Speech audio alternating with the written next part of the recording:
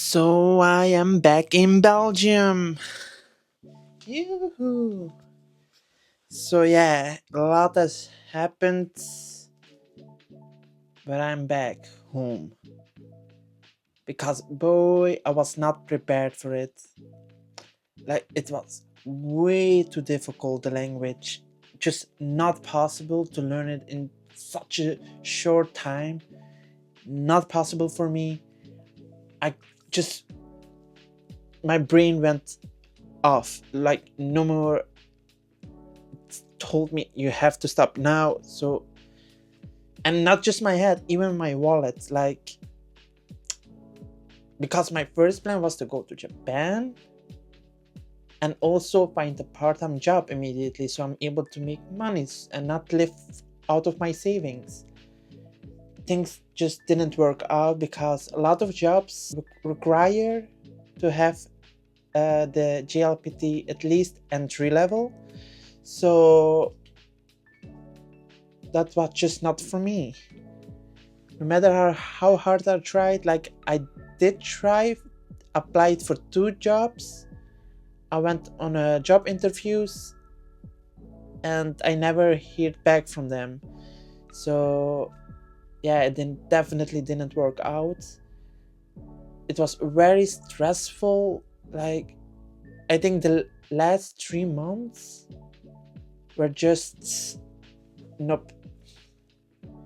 Like I really felt like I had a burnout. Like it was really time for me to be like, okay, no, I have to think things over and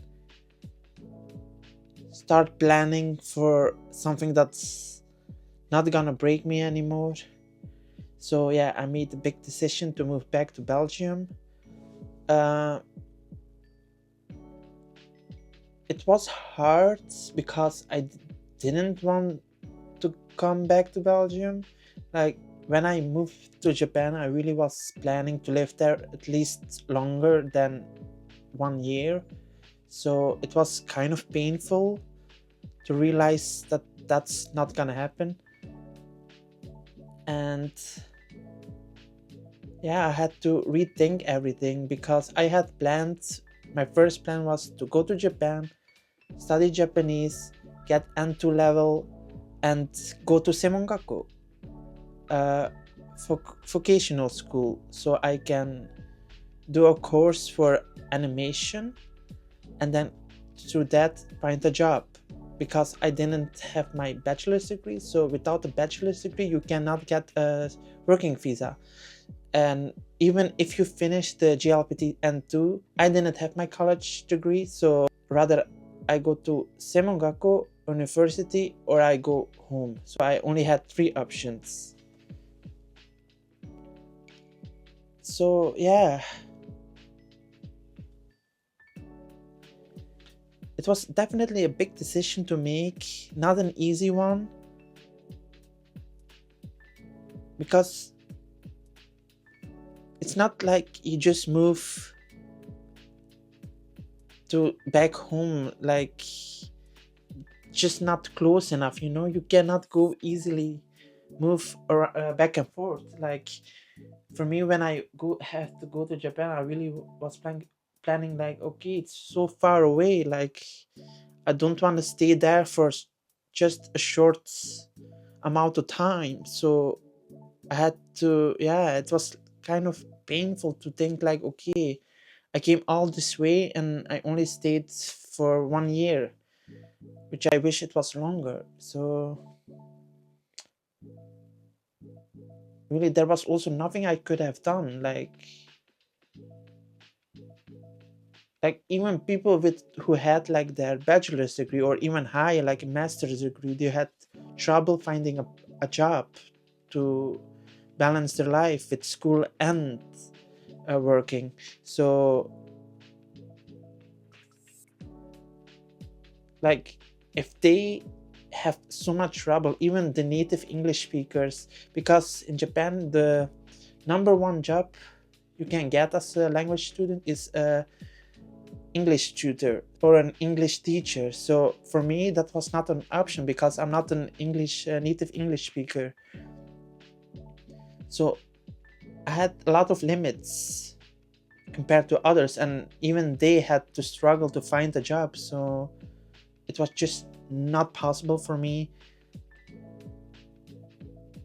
But I know in a way like I was not alone, so that made things a little bit less harder for me, because if it was just me I would have felt much worse, but because I know other were in the same ship as me, unable to find a proper job, so yeah, it made things to think about much easier, like accepting that I have to go back home also a little easier. And I had to find a balance again, like what do I want to do again, because okay, you're moving back, but you can't fall behind, you have to keep studying, or if you don't study, keep studying, you will forget everything, then that 1 year of studying would have been useless. So I don't want that to happen, so now I have to keep studying at home and hopefully reach N2 level. Also, I have to look for a job again, because Japan, like, my wallet is empty. I have nothing anymore. I went through all of my savings. And also find a backup plan. Like, I already know what I want to do is I want to go to college in Belgium, because it's just much cheaper than going to university or college in Japan or Semongaku. Like, it costs a lot. Like, it's not normal. Like, I even had friends who were planning the same thing, to go to the same school like I wanted to go to, but they end up changing their minds because it was just too expensive. One of them, of my friends, went back to her country to do college in our own country, because it was just much cheaper, like 100 times cheaper than doing it in Japan. So in a way, I followed them and made like the decision what to do next. So yeah, I definitely gonna keep going, of course, and I keep studying Japanese. Hopefully I will reach the level that I want to. And also I set new goals in life, like I also want to focus more on my channel. If you like to join, subscribe to my channel. So yeah, thanks for watching, and I will see you at the next.